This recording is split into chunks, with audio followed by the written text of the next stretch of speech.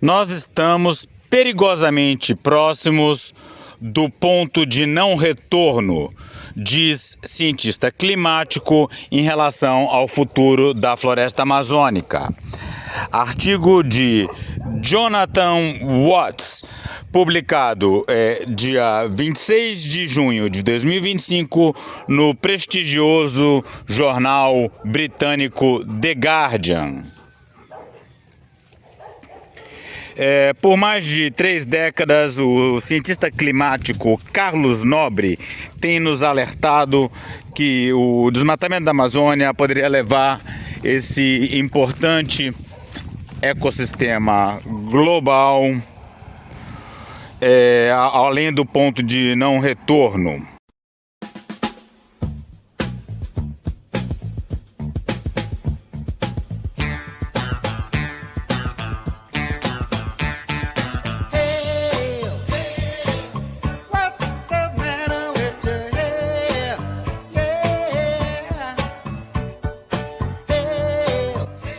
O Carlos Nobre é uma figura conhecida aqui do pessoal do nosso canal. A gente tem uma crítica muito clara para ele. Todas as entrevistas que ele dá, tudo que ele fala, tem um roteiro altamente previsível, né? Sempre igual. E o mais triste é ver que o Jonathan, que é um jornalista ambiental tão importante, tão conceituado, ele caiu nessa. Então o roteiro da entrevista do Jonathan é exatamente o mesmo roteiro de tudo que o Carlos Nobre fala, né? Então tem aquele começo lá que ele faz o diagnóstico, fala do ponto de não retorno, da importância de preservar a floresta, do colapso climático, tudo isso aí maravilhoso, não tem não tem nada para criticar, né? Então eu não vou nem ler isso aqui. Se você quiser, você lê. Essa música que tá aí, é a música dos Guardiões da Galáxia. Por quê? Porque o Carlos Nobre ele foi escolhido Guardião Planetário. Recentemente, o título de Guardião Planetário, né? Queria que o senhor me dissesse o que esse título significa para o senhor. Olha, eu fiquei muito honrado que eu fui o primeiro brasileiro a receber esse prêmio, esse título de Guardião Planetário. Fiquei muito emocionado de ver. Gente, coisa ridícula. Não existe esse negócio de guardião planetário. Não tem uma pessoa que vai nos salvar, assim, né? Então a gente tem que prestar atenção no que o Carlos Nobre fala. E eu sempre digo, a gente tem que prestar atenção no final da entrevista, tá? Esse começo aí, você pode pular, né? E como disse uma amiga minha que leu essa entrevista do Jonathan com o Carlos Nobre, né? Ela comentou, olha, o artigo é fascinante, mas eu queria entender a visão de Carlos Nobre sobre aspectos-chave do desenvolvimento e da preservação da Amazônia. Por exemplo, o que ele chama de bioeconomia? É isso que eu queria que Jonathan explorasse, para ser diferente de todas as outras entrevistas, né? Porque Carlos Nobre sempre fala em bioeconomia. O que é bioeconomia? É plantar dendê? Né? Explica melhor o que é a bioeconomia, biocombustíveis e a questão da JBS, né? O envolvimento da JBS na reconstrução da BR-319, a questão da mineração em Autazes, a exploração do petróleo na Foz do Amazonas, a lei do marco temporal. São assuntos críticos, fundamentais para o futuro da Amazônia, mas Carlos Nobre não fala. Ele fala, precisamos fazer uma transição energética. Ele fala em energia eólica e solar, mas ele não exclui as hidrelétricas. E aí? O Carlos Nobre já fez no passado algumas críticas a Belo Monte, mas e aí, porque o plano de transformação ecológica do Haddad é baseado em construção hidrelétricas na Amazônia. O que Carlos Nobre acha disso? É isso que a gente precisa ver respondida. Não ficar reproduzindo a mesma entrevista de sempre que Carlos Nobre dá em todos os lugares. Oi, Rodolfo, tudo bem? Vocês agora estão escutando a minha amiga Mônica Piccinini, que é uma jornalista investigativa que mora no Reino Unido e se dedica a essas questões amazônicas. Vocês já conhecem ela aqui do canal. Estou aqui numa loja de tênis comprando alguma coisa para usar agora na próxima viagem para a terra indígena Kayapó. bacana, muito fácil pra você, né?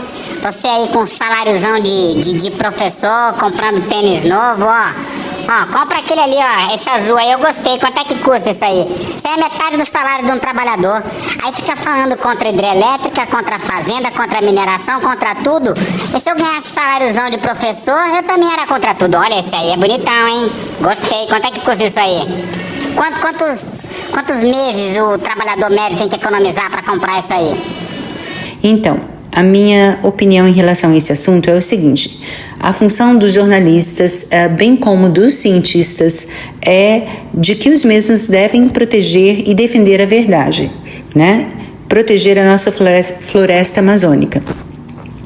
Quando os cientistas optam pelo silêncio, por exemplo, e os jornalistas se recusam a desafiá-los, eles abandonam o público, né? E deixam a floresta amazônica à mercê de destruição, literalmente. Então, esse silêncio é muito perigoso. Ele permite que aqueles que prejudicam a Amazônia ajam livremente, né? Sem limites.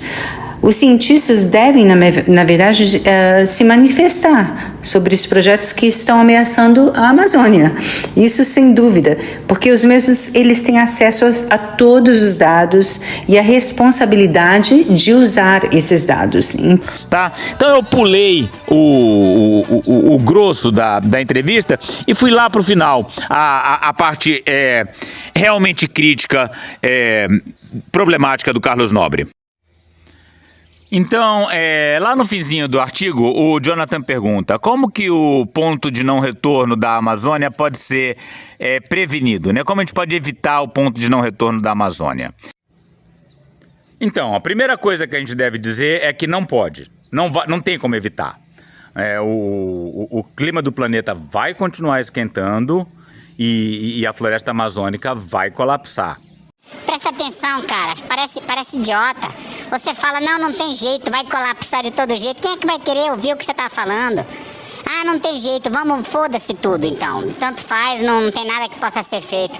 Não, a gente tem que lutar por soluções, encontrar alternativas. Parece que essa minha ação gera uma espécie de conformismo, né? E inação, mas tá errado isso, é o contrário. Esse desespero para evitar o ponto de não retorno é que pode nos levar mais rapidamente ao ponto de não retorno. Explico. O ponto de não retorno, ele pode ser ultrapassado, é possível até que ele já tenha sido ultrapassado, né? Mas é que demora para a coisa colapsar, né? É que nem quando você abre, sabe quando você vai limpar a geladeira, que você desliga a geladeira e abre o congelador? Aquele gelo ele não cai imediatamente, né? É preciso de um tempo para ele derreter, né? Então é isso, a gente já está em condições que levam à degradação da floresta, mas é necessário um tempo para que isso se concretize. E esse desespero em evitar o ponto de não retorno, que é inevitável, pode nos levar ao quê, né? Como a gente precisa baixar as emissões a queima de combustíveis fósseis, a gente entra nessa de transição energética.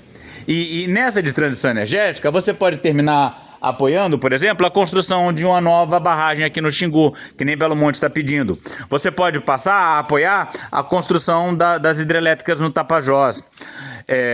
Você pode cair numa série de engodos do desenvolvimento sustentável, né? Inclusive você pode terminar apoiando a construção da Ferrogrão ali ao longo da BR-163, porque você vai achar que já que o agro brasileiro é inevitável, melhor que seja transportado por trens que emitem menos carbono do que por caminhões. É muito burro, é claro, seu jumento, é claro que é melhor o trem do que o modal rodoviário. E se o trem puder ser eletrificado, melhor ainda, energia renovável, sustentável, de hidrelétrica na Amazônia, sim, por que não? Basta ter governança, Estado forte. Se tiver o Estado forte, dá para construir hidrelétrica e preservar a natureza. Tudo isso acelera o colapso da floresta amazônica. Então, essa necessidade de encontrar uma saída para o que não tem saída pode nos levar a um fim mais trágico num futuro mais próximo. E aí Carlos Nobre responde: em 2019, o ecologista americano Lovejoy e eu recomendamos soluções baseadas na natureza, tal como a restauração florestal em grande escala. Certo, eu acho legal. Inclusive, eu estou trabalhando aí num projeto de restauração florestal lá para Terra Caiapó, para onde eu estou viajando em breve. Tudo bem, isso é ótimo, mas não vai resolver. Você não vai fazer restauração florestal em grande escala sem enfrentar o agro, né? Porque existe uma competição, ou tem floresta ou tem soja. E o agro quer botar soja e quer tirar minério na maior velocidade possível, e para isso é incompatível com restauração florestal. Então é isso, é o combate ao agro, o combate ao latifúndio, a reforma agrária, são coisas que Carlos Nobre não comenta. O desmatamento zero, a eliminação de monoculturas. Tem que ver que o que ele fala para um veículo internacional é um pouco diferente do que ele fala nos veículos internos, né? Então aqui ele é um pouco mais radical, ele fala na eliminação de monoculturas. Mas eu não vejo aqui no Brasil, né? Vai atrás do que Carlos Nobre tem falado, ele não fala em eliminação de monoculturas. Então o que significa eliminação de monoculturas, Carlos Nobre? Vamos falar claramente? É a proibição do cultivo de soja, né? Se for isso, vamos defender, né? Quem tem aí uma fala boa do Carlos Nobre defendendo a proibição do cultivo de soja na Amazônia? Eu não vejo. E uma nova economia baseada na sociobiodiversidade. Tá vendo? Essa é a esperança do Carlos Nobre, né? Ele acha que uma nova economia baseada na sociobiodiversidade vai ser tão potente que vai suplantar a economia baseada no monocultivo de soja, né? Então ele não fala em proibição da soja. Ele acha que essa nova economia vai ser tão poderosa que vai levar tudo de arrasto. E o que é essa economia da sociobiodiversidade? Por exemplo, o que ele acha da questão dos biocombustíveis? Você sabe que tem plantação de dendê detonando comunidades ali na região da Foz do Amazonas numa velocidade incrível. Então, que economia é essa da sociobiodiversidade? Vamos falar claramente, em vez de ficar só repetindo isso? Porque se você não explicar bem do que se trata, alguém pode achar que é o manejo florestal, por exemplo. Você sabe que Tasso Azevedo está defendendo a designação de terras públicas ao longo da BR-319 para fazer manejo florestal, entregar a floresta virgem para destruição, que manejo é outro nome para destruição. Isso leva de rodo também a Alessandra Orofino, ali, que termina que influencia o Gregório, o Bruno, e todo mundo vai nessa, né? Todos os canais progressistas caem, né, nessa mesma história de manejo florestal, esse papo mole do Tasso Azevedo. Nós argumentamos que é possível construir de volta uma margem de segurança através de um plano ambicioso e imediato de reflorestamento em áreas degradadas por fazendas de criação de gado que estão em grande parte abandonadas e áreas de cultivo abandonadas. Tanto eu quanto Jonathan Watts, a gente vive aqui nessa região aqui de Altamira, né, sob influência da rodovia transamazônica. E a gente sabe que não tem nada de fazenda abandonada.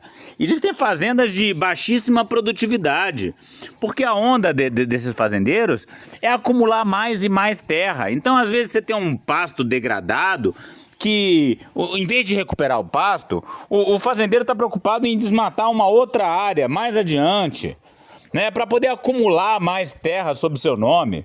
Mas não tem nada de abandonado. Vai lá, se você quiser saber se a área está abandonada, faz um barraquinho lá para você ver. Não demora 2 horas para chegar alguém cheio de arma para te tirar de lá. E o pessoal tá acumulando essas terras porque sabe que isso aí dentro em breve vai virar campo de soja, né? Então essa é a tendência, Negócio de achar, tem um monte de terra abandonada, vamos recuperar, é fácil, é barato, porque tá meio abandonado. Não, papo furado, papo furado. E esse negócio de recuperação de área, reflorestamento, é muito mais difícil do que as pessoas imaginam. Eu sei disso porque eu tô trabalhando aqui na beira do Rio Xingu, recuperando uma área deve ter 1 hectare, se for somar toda a área. E faz anos que eu tô fazendo isso, com apoio da prefeitura, com roçador, com apoio de aluno, com muda, tudo, e estamos apenas começando. Eu sei como isso é difícil. Então é falar assim, é fácil, é possível, vamos recuperar, mas sem dizer como, sem dizer onde, achando que tem fazenda abandonada e que tem uma solução fácil de ser encaminhada. É de um simplismo de quem não conhece a Amazônia, que não é o caso do Jonathan, porque o Jonathan conhece muito bem. E isso promoveu uma grande quantidade de pesquisas e novos pensamentos. Aí, Jonathan, o governo brasileiro tem adotado essas ideias? O Carlos responde, o progresso flutua dependendo de quem está no governo. Desde agosto de 2023 a julho de 2024, nós tivemos 27 mil quilômetros quadrados de desmatamento, um número gigantesco. Mas o primeiro governo Lula, com Marina Silva como ministra do Meio Ambiente, derrubou essa figura, esse número para 4.600 quilômetros quadrados em 2012. Sim, derrubou transitoriamente para um valor que ainda era inaceitável, mas também lançou as bases do desmatamento que a gente está vendo hoje, com a pavimentação da BR-163, com a construção das hidrelétricas do Madeira, com a construção da hidrelétrica de Belo Monte. Então Carlos Nobre agora vai botar nos períodos em que o PT está no governo, como se a gente estivesse indo no caminho certo. E aí quando entra a oposição, a ultradireita, né, aí a coisa se bagunça, mas que existe a solução está na linha de trabalho da Marina Silva, né? Que tem um pensamento neoliberal. Você me desculpa, quem não gosta que eu fale isso, mas é verdade. Uma pessoa que acha que você vai entregar florestas públicas para madeireiro, porque a floresta, se você quiser preservar a floresta, ela tem que render mais em pé do que desmatada, isso é um pensamento neoliberal. Percebe como funciona o raciocínio do imbecil, né? Nada presta pra ele, a direita não presta, a esquerda também não presta, a Marina Silva não presta, ninguém presta. Assim é muito fácil ficar em casa falando de todo mundo. Cara, você quer fazer uma diferença, se candidata a alguma coisa, vem pro mundo real, né? Porque ficar criticando todo mundo aí do teu conforto de funcionário público bem pago é muito fácil. Ué, como diz o Gregório, né? Eu sei que é fácil, por isso que eu faço. Se eu quisesse coisa difícil, eu tava na construção civil. Eu tenho uma coisa com a terra indígena Kayapó, que eu só uso lente de contato quando eu tô lá. Tipo, esse mundo aqui, ele é tão feio pra mim que eu nem faço questão de ver as coisas direito. Aí como eu tô indo pra lá, eu fui comprar uma lente de contato. Olha a bolsinha da lente, ó. O próprio baitólogo andando com essa bolsinha na mão. Depois, durante o governo Bolsonaro, ele subiu para 14 mil quilômetros quadrados. E agora Lula com a volta de Lula e Marina, felizmente ele está abaixando novamente. Não é verdade, ele não está abaixando. A gente tem inclusive sinais preocupantes de subida. Houve uma diminuição com a saída de Bolsonaro. Simplesmente porque Bolsonaro é o maior bandido que já passou pela presidência da República nesse país. Então, quando você tira o maior bandido de todos, né, aquele Ricardo Salles, que é um contraventor, que é um delinquente ambiental, quando essa turma sai, naturalmente tem alguma queda. Mas essa queda que a gente teve agora nos levou àquele nível do final do governo Dilma e começo de Temer, que já era apocalíptico. Então achar que tá baixando, então vai dar certo, vamos conseguir, é enganador, tá errado. Não vai conseguir. Ainda mais com a política ambiental de Lula, que Carlos Nobre evita criticar. Por que ele evita criticar? Porque ele tem esse negócio de Amazônia 4.0, não sei o que, ele tem os projetos pessoais dele que exigem muito financiamento.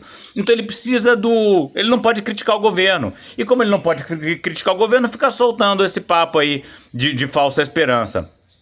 E existem alguns projetos bonitos, vários projetos bonitos de reflorestamento. Isso é um progresso, mas não é suficiente.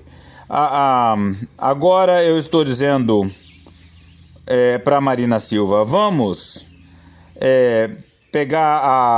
chegar na COP30 com o menor desmatamento da Amazônia desde sempre.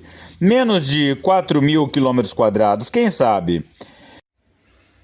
Ah, que lindo, isso aí eu também falo. Vamos parar. E como? Como? Liberando a pavimentação da BR-319? Você acha que vai ser possível? Falando em construir novas hidrelétricas aqui nos rios da Amazônia? Não, é que nem falar pro gordão, bora eliminar essa barriga. Mexa essa bunda gorda. Não, se não parar de comer pra caralho, não vai resolver. Entendeu? Vamos chegar ao menor desmatamento. Com essa política atual? Sem chance. Mas, de toda forma, o Brasil está trabalhando duro. Ah, tá bom. Tá trabalhando duro pra destruir o licenciamento ambiental. Que nem a gente viu aí na revista Suma Uma, o governo Lula apoiando essa, porque quer ver logo a liberação do petróleo na foz do Amazonas, quer ver ferrovia chinesa cortando o Brasil de leste a oeste, que o Brasil está trabalhando duro, os desmatadores estão trabalhando duro. Você acha que esses lindos projetos de reflorestamento vão reverter alguma coisa? Ah, por favor, né? Vamos falar sério. Aí Jonathan pergunta...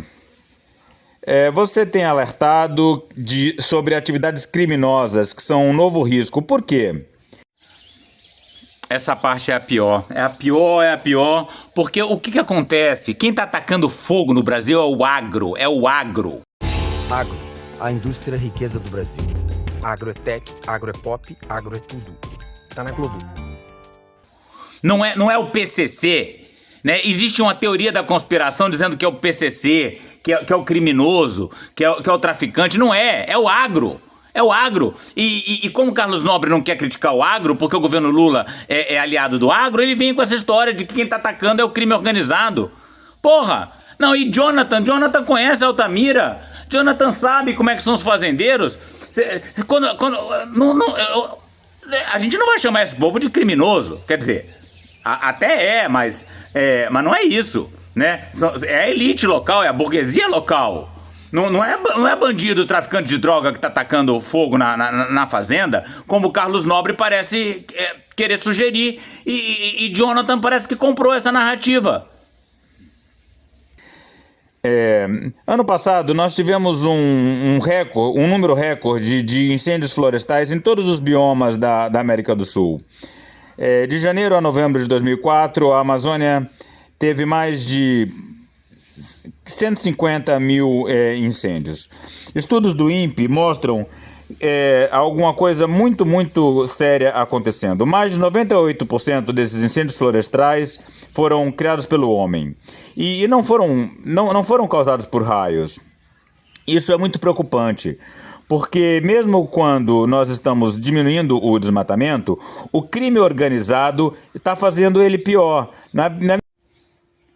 Não é o crime organizado, é o agro, né? Porque você fala, não, é crime. É organizado? É organizado. O agro é criminoso e o agro é organizado, mas não é o crime organizado. É a elite. É a elite que frequenta os locais de elite, é a elite respeitável, é o cidadão de bem, é o empreendedor rural. Você fala que é o crime organizado, você fica achando que é como é que é o nome dos bandidos? O Cachoeirinha, o não sei o quê, o Escadinha, não sei o quê, traficante. Não, é fazendeiro respeitável. Respeitável entre aspas, né? Por mim não é respeitado. Olha aí, acabei de receber aqui do Vitor Moura Visoni. Lula defende pesquisas na margem equatorial e diz que o petróleo vai garantir financiamento para a transição energética. Tá vendo? Então, esse desespero pela transição energética, que é uma merda, que não tem transição nenhuma, é só diversificação, né? Que inclui construção de hidrelétrica na Amazônia. Agora a gente vai queimar petróleo da foz do Amazonas, supostamente para financiar a construção de hidrelétrica na Amazônia. Tá vendo como essa crença na transição energética é perversa e vai acelerar o colapso, né? Então, o Vitor é outro que acredita na China. Ai, não, a China, que as ferrovias chinesas são ótimas e a China é maravilhosa porque está salvando, está reflorestando, não sei o quê. Olha, eu não tenho mais paciência para nada. Mas obrigado, Vitor, pela colaboração. Professor Rodolfo, tudo bem? Eu entendo o que você quer dizer. Que o agro, tal, a transição energética não é possível, tal. Mas você precisa entender que a grande questão tá além disso tudo que você está dizendo. A financiarização, o capitalismo 4.0, né, a nova economia, que explica essa situação toda, né? Mas eu vejo que você parece que não estuda, não sabe. Os seus vídeos são todos iguais, porque você não lê os livros novos que estão saindo e não consegue modernizar o seu discurso. Esse lobinho viado aí tá falando do livro do professor Taraldelli, é o Paulo Taraldelli, Capitalismo 4.0. Capitalismo 4.0 é a cabeça do meu pau. Na minha opinião, mais de 50% dos incêndios florestais foram arson, acho que foram criminosos, né? Arson é uma palavra estranha no inglês, é uma palavra específica para incêndio criminoso. Mas o fato de ter sido, é claro que foram criminosos, não é mais de 50%, quase 100%. Agora, criminoso não significa que foi um traficante que botou, que foi um trombadinha, que foi um presidiário. Não, é criminoso, mas quem manda botar é o fazendeiro. E quem bota é o capataz, é o peão.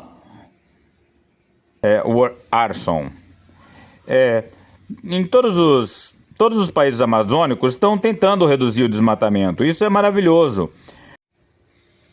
Ah, que lindo, tá todo mundo tentando. São só os homens maus do crime organizado que não estão colaborando. Mas como fazemos para combater o crime? Eles controlam cerca de 280 bilhões de dólares. Tráfico de drogas, tráfico de animais selvagens, tráfico de pessoas. Não é, gente, não é. Sabe, Jonathan frequenta Altamira. Ele sabe que quem é responsável pelos desmatamentos frequenta os restaurantes chiques, as lojas chiques, anda de caminhonete, os filhos dele estudam nas escolas caras da cidade. Não é traficante de droga. Assim, vários deles possivelmente estão envolvidos também em tráfico de drogas e o caramba. Mas é fazendeiro que tem a terra, que derruba, que tirou madeira, que vende carne, que está pensando em ampliar a soja. Não é bandido do presídio, bandido que a gente chama de bandido. Porque no Brasil a gente tem o bandido que a gente chama de cidadão de bem e o bandido que a gente chama de bandido. E quem vê essa entrevista do Carlos Nobre fica achando que é o bandido que usa aquelas meias na cabeça, que taca fogo em colchão, que tá tacando fogo na Amazônia. Não é. É o cara que tem aquela bolsa chique, que vai passear em Nova York, que anda de caminhonete, né? Pô, a maior parte desses não tem nada. A polícia tá de boa com eles. Esse povo manda na polícia até. Desmatamento ilegal, garimpo ilegal, grilagem de terras, tudo é conectado. E essas gangues, elas estão em guerra com o governo. Essa é uma das principais razões porque eu estou ficando preocupado. Porque eu sei que reduzir o desmatamento é possível. Da mesma forma que a restauração florestal. Mas como combater o crime organizado? Aí Jonathan pergunta: como que o seu sentimento em relação a esse problema tem mudado? eu estou preocupado que nós não estamos agindo com a urgência necessária. 35 anos atrás, eu pensei que a gente teria bastante tempo para chegar ao desmatamento zero e combater o problema climático. Naquele período, o desmatamento era de 7% e o aquecimento global estava um pouco acima de 0,5 grau. E eu não estava pessimista, porque eu sentia que nós poderíamos encontrar soluções. Durante a Eco 92, muitas pessoas estavam dizendo que o mundo deveria atingir as emissões zero, mais ou menos no ano 2000. Infelizmente, ninguém se moveu. As emissões começaram a subir e elas chegaram a um novo recorde no último ano. Nós agora enfrentamos uma emergência climática. Eu estou muito, muito preocupado.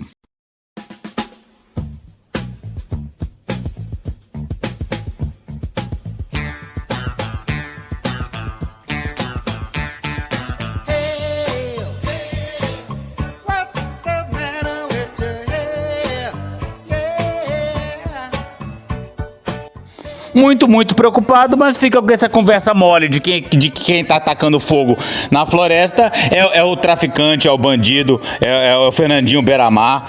Isso aí só serve para livrar a cara do agro, né? E não enfrentar de cara o problema. Tá muito preocupado, mas não fala que é impossível pavimentar a BR-319 sem levar o desmatamento até a cidade de Manaus, que nem não sou eu que estou falando, é Philip Fernside, você sabe muito bem quem é, um cientista do mais alto nível. Cientista do mais alto nível que vai dar uma aula magna transmitida através do canal 60 e Blau, do Ricardo Porto. E quem assistir essa transmissão pode se manifestar no chat e vai ter direito a uma declaração de participação que pode ser incluída no seu currículo, inclusive vale como carga horária para fins de currículo nas universidades. Muito preocupado, mas fala em transição energética, mas não fala que é impossível construir novas hidrelétricas na Amazônia sem causar extensos desmatamentos que vão levar o Brasil à aceleração do colapso climático.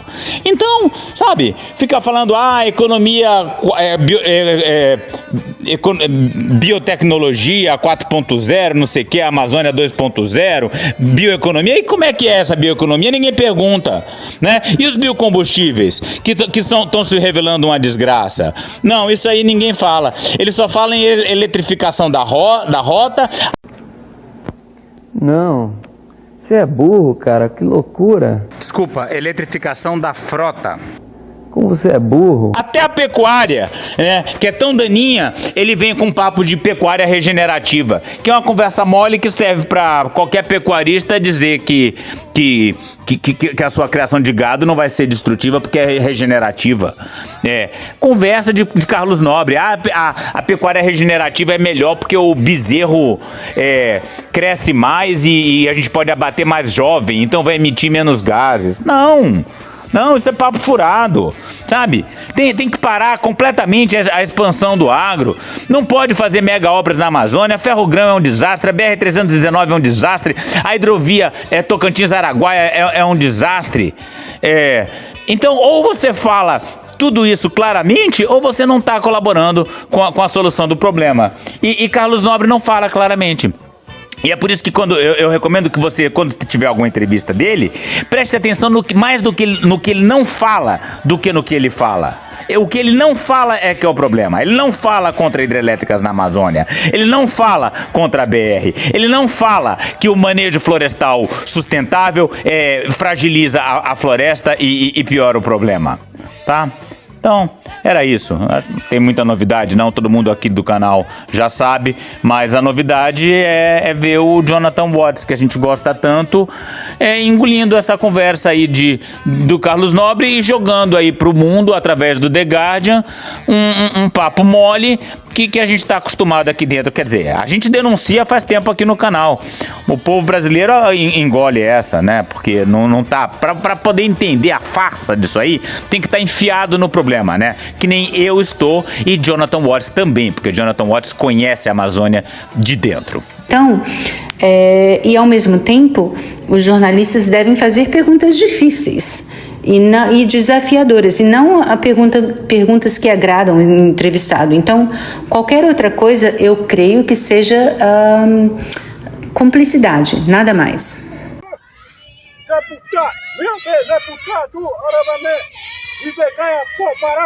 Para saber mais e participar dessa luta radical pelos povos indígenas, a floresta tropical e a biodiversidade de modo geral, inscreva-se no canal, deixe seu like e comentário.